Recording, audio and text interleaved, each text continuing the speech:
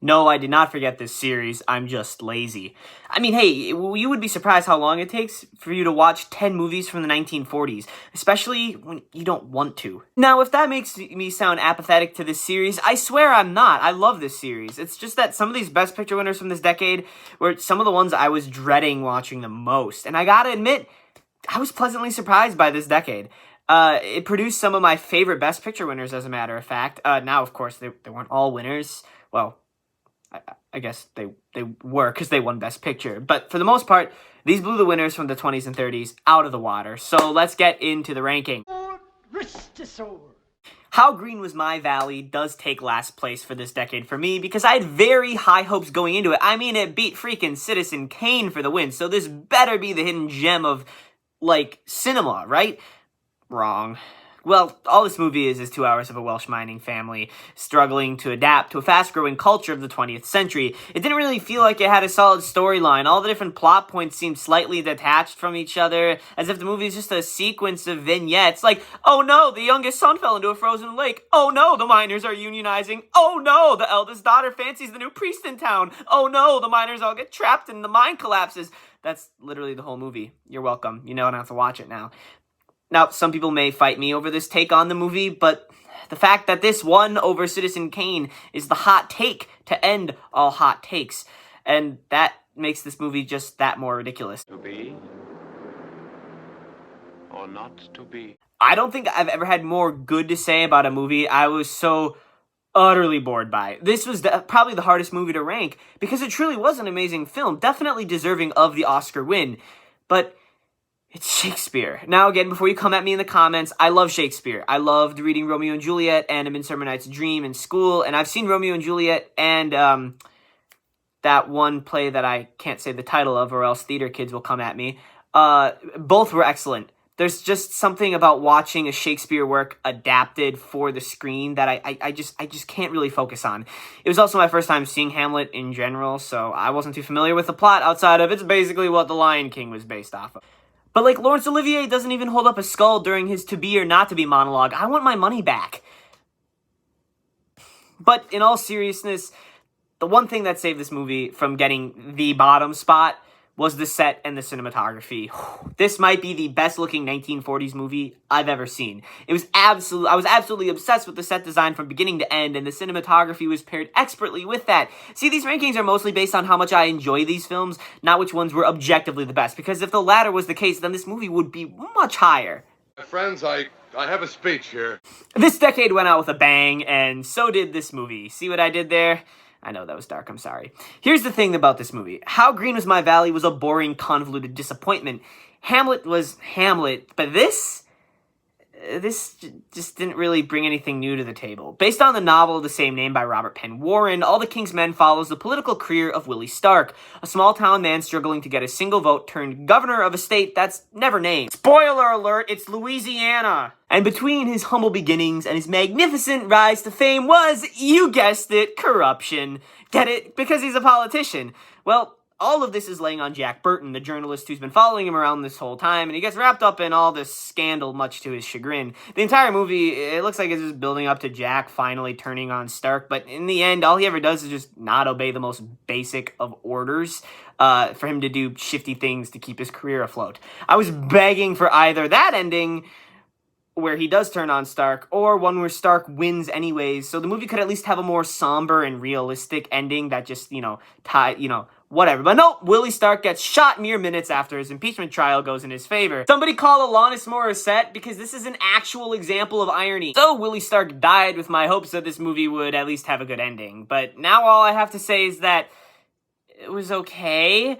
This is just the kind of movie that I'm just like, yeah, it exists. Pretty much every other movie on this list had at least something to bring to the table, whether it be a unique idea, a heartwarming story, or eye-opening political commentary. This was just your average movie from the 1940s. And they made it again? With Sean Penn? What about the rest of the Vinegas? They're supposed to be on your side. Another example of a movie that every once in a while I sort of zoned out while watching, but what put it higher up was the story at heart, and this one has one of the most interesting ones yet. Gregory Peck plays a journalist who wants to write a piece on anti-Semitism in America, but he quickly decides that simply interviewing his Jewish friends won't be enough. He has to go undercover as a Jewish person himself for 6 months so he can experience the prejudice and bigotry firsthand. The only reason I ever got bored was whenever the characters seemed to talk about politics or journalism for too long, or if the story sidetracked too much into the romance between Phil and Kathy, which really isn't what the story should be about. But other than that, this movie was packed to the gills with powerful conversations about the political climate in America and just how horribly we were treating one another. There was a couple of scenes that stuck out to me, the first one being the very beginning when Phil's son asks him about concepts such as religion and anti-Semitism, and it puts on display these concepts through the perspective of a child who struggles to understand why people would hate someone for such reasons, which is a really interesting perspective.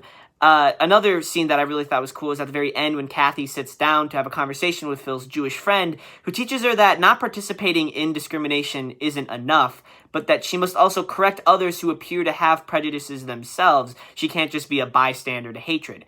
Even though and I thought that was a really powerful and really cool scene, and even though this wasn't my absolute favorite movie from this decade, it had a lot of my favorite moments, and I do think this movie has some of the best societal commentary in any Best Picture winner yet.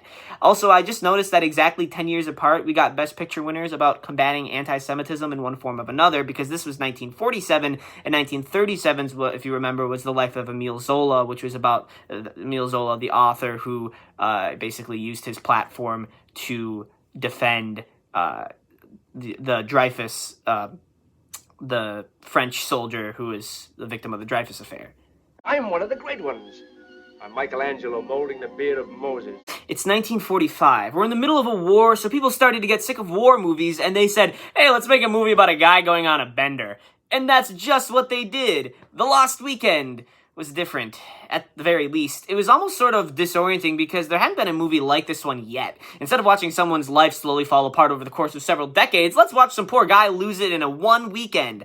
But through all this, it still tackled a serious and pretty topical problem, alcoholism. And let me tell you, nobody will ever make a better film about the dangers of drinking. I mean, this is basically a 2-hour-long PSA. He gets drunk, loses almost all of his money, gets drunk again, almost dies, wakes up in a mental hospital, goes home, starts hallucinating, loses it, and finally, once that weekend is up, he comes to his senses with the help of his girlfriend and finally breaks his writer's block. This may be the most disturbing one on this list, but it's definitely the most unique in terms of plot and storytelling. Are these our fighters? Why should they be sacrificed? Hey, you already know I was ready to hate this movie. You just better not have bet money on that. This might not come as a surprise, but I don't like the war movies. All Quiet on the Western Front, mid. Cavalcade, get out! But this was special. For a war movie, there wasn't a whole ton of war in it. Now, you can say that was the case with Cavalcade, but Cavalcade was written like a soap opera, so good day to that movie. Miss Miniver is told through the perspective of, well, take a guess. Miss Miniver. The idea of a World War II movie told through the eyes of the matriarch of a family just seemed very interesting to me. And unlike Cavalcade, there's just a general charm about this movie that I couldn't resist. This movie also had a ton of great scenes, like when the Miniver family hides in their bunker during the air raid, which goes on for what feels like 20 minutes. It probably was. But nothing will top the scene when Miss Miniver literally has to fight off a Nazi soldier that just moseys right into her house one day. I know the idea of that sounds ridiculous, but the scene is actually really tense, and it's definitely one of the best scenes in any Best Picture winner. You also can't forget about the shot where the priest is delivering his sermon in the church and the camera tilts up to reveal that the entire roof of the church is just gone because of an air raid, or I don't know if it was an air raid or some similar attack. But yeah, super cool movie. True example of how I just can't trust my first instincts about a movie, because I would never expect this one to make it in the top 5 of the 40s ranking. He's looking at you, kid. I didn't put Casablanca at number 1. Am I not just so quirky? Yeah, my thing with Casablanca is that everyone hypes up this movie so much that going into it, my expectations were impossibly high. This movie could have been the greatest thing to bless my retinas, and I'd still be disappointed. It's sort of the first Best Picture to be close to an action film that's not necessarily a war movie. Rick Blaine is just this sort of suave, borderline James Bond superhero type, unlike any character in any Best Picture. And even if sometimes I was a bit bored by the story, every aspect of this movie was firing on all cylinders, especially the set and cinematography. Unlike Hamlet, though, this movie still had much more going for it, and part of me felt like if I didn't put it at least relatively high up, that I'd be going to hell. So here you go. Would you like to swing on a star? Oh wow, another musical. This one better be better than Broadway Melody. Well, that's not very hard to do, is it? I knew that Going My Way was going to be great. It just had a different air to it than other Best Pictures. Bing Crosby plays a singing, dancing, golf-playing priest that moves into a new parish in Manhattan, where he immediately sticks out compared to the old fun-hating Father Fitzgibbon. Now, if you thought Father Fitzgibbon was the villain of this movie, then you'd be wrong. Come on, this movie doesn't need a villain. 50% of it is focused on Bing Crosby turning a bunch of ruthless ne'er-do-well kids into well-behaved choir boys. This movie goes into the aforementioned category of unique Best Pictures, ones unlike anything I had ever seen. But unlike The Lost Weekend, this movie isn't absolutely terrifying. It's just fun. I don't think I've been able to use that word to describe a Best Picture since You Can't Take It With You from 1938. Asking you to marry me, you little fool. I know the statistic is that 1991's Silence of the Lambs is the only horror movie to win Best Picture, but Rebecca is pretty dang close to being a horror flick as well. Rebecca, the reason why I scoff in the face of anyone who dares to say that Alfred Hitchcock always got snubbed for Best Picture. What, just because you forgot that he literally directed this one? And this is pure Hitchcock mind-bending melodrama at its finest, and the leading lady isn't even named Rebecca! No, actually, the title refers to Laurence Olivier's deceased former wife, who died mysteriously a few years before the setting of the movie. The movie follows a new woman meeting and marrying the widower and their life together. Now, rule number 1, don't impulse buy a spouse. Well, once the woman, who apparently doesn't have a first name because, well, she's not important to the story or anything, once they move into Laurence Olivier's lavish estate, still doesn't beat his castle in Hamlet, but that's neither here nor there, spooky things start happening. The housekeeper becomes insanely jealous of Olivier's new wife, as if she doesn't accept her. The more strange occurrences that arise, the more it becomes clear that while Rebecca might be dead, her soul is alive, and she's pretty ticked off. This makes the woman wonder if maybe Olivier killed Rebecca, and that if she might meet a similar fate. Well, after a pretty convoluted cat and mouse chase, the house burns down. This Rebecca, I'm telling you. But seriously, this felt like one of the first serious Best Pictures that didn't involve a war or other historical topics. It just existed in that moment in time. You might not even be able to tell what era it's from because there's no, like, really in-your-face historical marker. It wasn't a love story at its core either, because that's not love.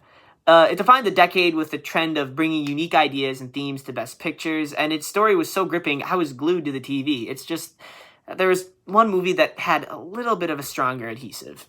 Fred, wake up! Wake up! Yeah, you know I was ready to hate this movie too. Well, did you learn anything from what I said about Miss Miniver? The best years of our lives might be the greatest Trojan horse in all of cinema. From the few scenes I saw of it, I was anticipating a nearly 3-hour war drama. What's the point? We won! End of story. But this couldn't be further from what the movie was actually about. It followed 3 World War II veterans, Al, Fred, and Homer, as they all return home from the war to the same sleepy small town, where they each faced their own troubles. Homer lost both his arms in the war and struggles to fit back home with metal hook contraptions for hands. Al discovers the shocking financial discrimination of veterans, and Fred fancies Al's daughter. I'm kidding about that last part. Sort of. You see, Fred, who seems to be kind of the main one of the 3, despite the screen time seeming to even out by the end of the film, comes home and struggles to get his old job back or get a new job at all, and it doesn't help that he impulsively married a random woman before going to war and now has to come back to her. You should have taken my advice back when I was talking about Rebecca, Fred. Spoiler alert, she's toxic. Now, Al, who's significantly older than Fred and Homer, has a daughter who's roughly Fred's age, and you can see the regret in Fred's eyes that he didn't wait to get hitched so he could have had a chance with her. Well, he gets let off the hook anyways because she's cheating on him. He also got fired for breaking up a fight between Homer and some random dude who was dissing the veterans, so he's not really having a good day. Speaking of Homer, his longtime girlfriend is chomping at the bit for him to pop the question, but since coming home from the war, he's all insecure and just sort of not doing very well all around. I think it's actually teased a couple times that he might be considering committing suicide, which really freaked me out, but luckily he never does, and does finally get engaged, which I was really happy for. The film ends with Homer and his fiance's wedding, and Fred uses this opportunity to finally make a move on Al's daughter. Now, I told some of those things out of order because this movie's storytelling is unlike any other Best Picture, how it switches between Fred, Al, and Homer. In a way, it sort of reminded me of GTA 5. But this format was perfect for a longer movie. We got to know all the characters and their plights really well. Just everything about the story was perfect. How they would take some of the filler moments that just showed the 3 of them and their families just hanging out, but then that scene would be used as a bridge for the next plot point to continue the story. Watching this movie was just a joy, and it's definitely been one of the best Pictures I've seen ever. It may just look like another war movie. It may sound like a soap opera, but believe me, this one is worth the watch, and even the rewatch. Well, that'll do it for my ranking of the the ranking of the 1940s Best Picture winners. I'm not even sure what the next video is going to be. I forgot. I have a list of like a release list of what I'm going to be working on next, so I don't even remember what that is. So it's going to be a surprise to you too. So look out for that. Like, comment, subscribe. I'll see you later.